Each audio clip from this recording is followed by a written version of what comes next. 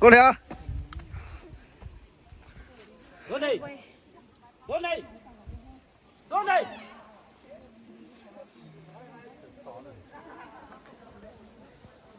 Cô này.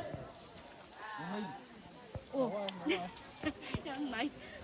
Lấy quay thế. Sốc buông đi. Ra làm video kia là.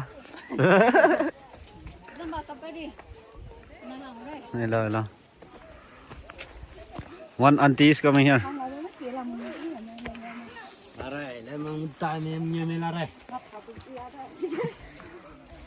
Thích ngọn bùng cô lắm. Ra tili. Rất này ha. Nothing social tới thì sao cơ? Em mới nhớ tìm quý đó. Số bê.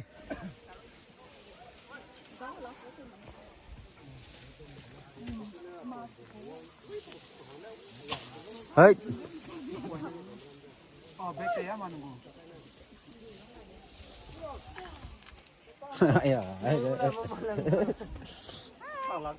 Yes.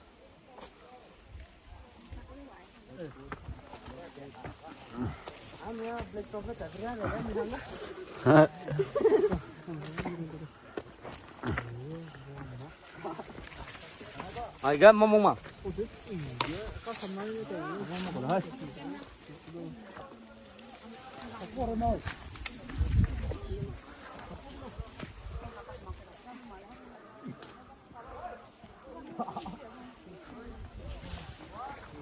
Ui dân lên rang mà gà lên rồi. Ui nhỉ phụ chuyện nhỉ. Cái đó bên lòng mắm sao mẹ? Ai hết ta hàng mấy nó cả đấy hè.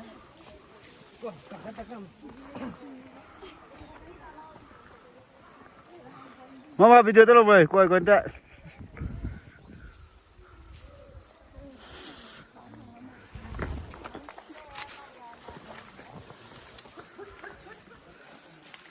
Asya.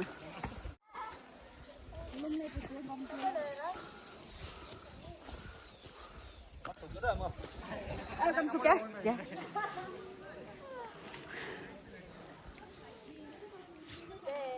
Piste mete, pere mete, cao mete.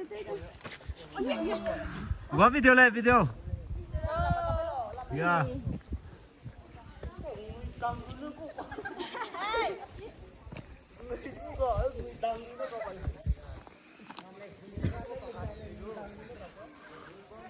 Có mình sẽ. Cái nó thì được rồi. Nghe bé bé đó.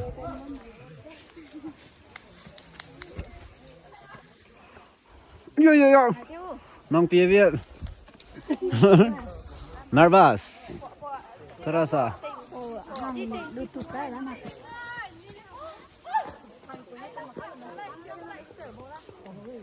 Mama làm video luôn mày. Ngày chép lẻ không anh chép lẻ không? Ngày kia lại record ra mama. Cái này lifestyle món nữa là.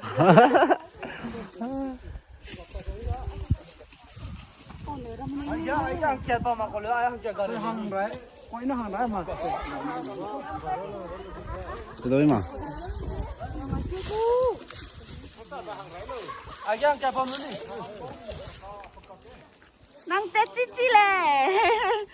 Chi mà ta đấy.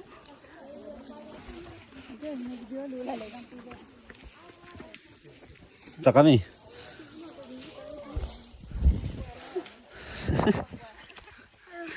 Hình như video kiểu này ra không nào? Bà đi. Từ từ. We are here almost at Halongki. Wrong introduction too.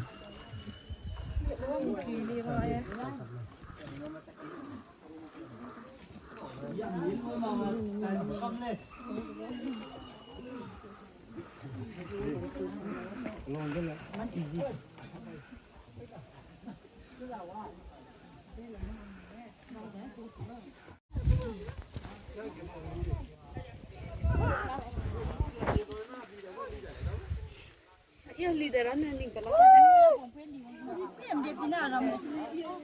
Coi ta coi rồi. Go, everyone look here once. có sự quá không? Hay nó thử xem món sáng quá không?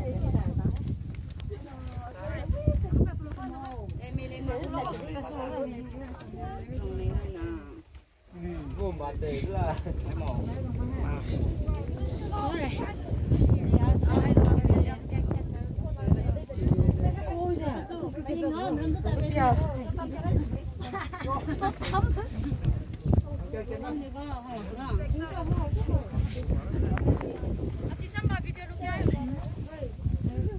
On the way, on the way. Cha ta hỏng mẹ.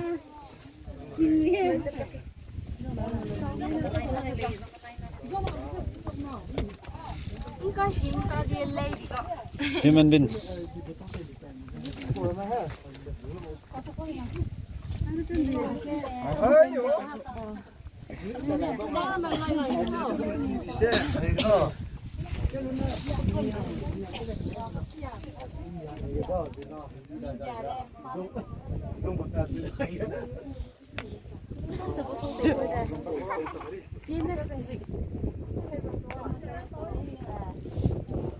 Some people already reach here.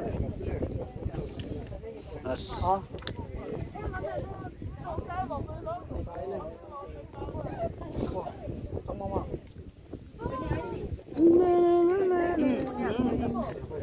Yeah. nó này cái điểm mà hàng răng nó lùi đâu. Rồi. Khuấy đồ. Thì cái lắm mà. Ai đi mau. Ai lên mau. Đó hình lòng vậy. Mày kêu lại bao. Con chả lộ. Tí này kêu đủ dân á, khúc cũng là rồi. Ai cái gì nặng lì đấy thế. Cái cái bề hình mà nên là. Có mà là. Thử phong rồi lùi đấy là không á.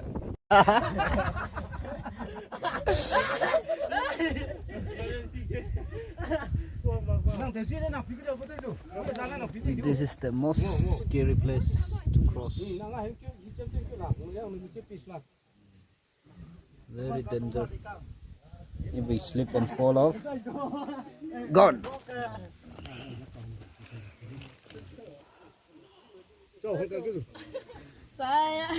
Cho mama.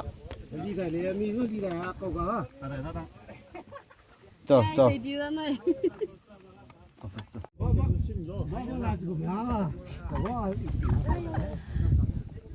Everybody bang bang.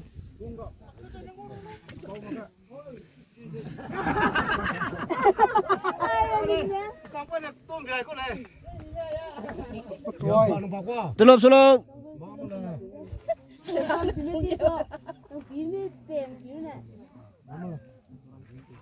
Nhiều. Bà miếng cái đà mà cái. Cậu qua đi nói à? Đây đâu.